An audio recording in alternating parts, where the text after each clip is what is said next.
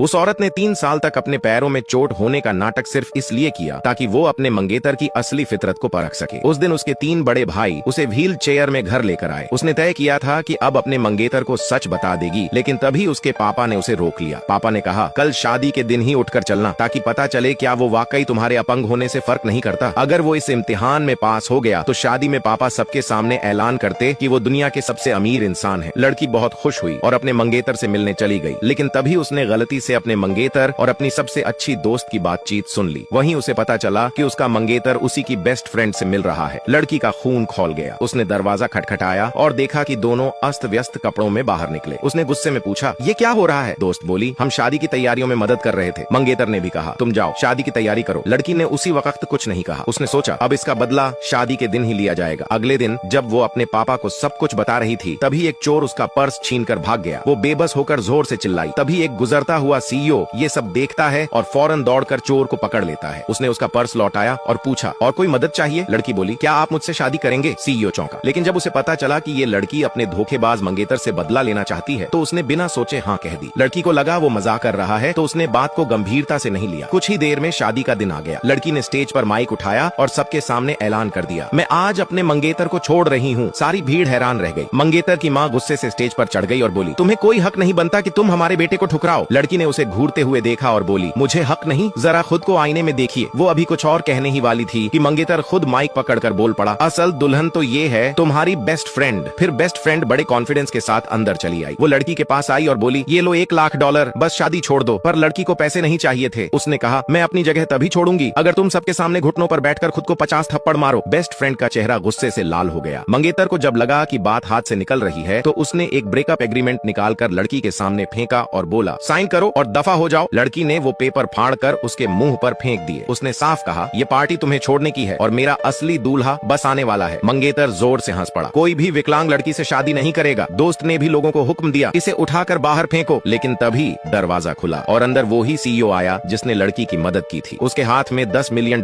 का wedding gift था। वो बोला, ये मेरी दुल्हन है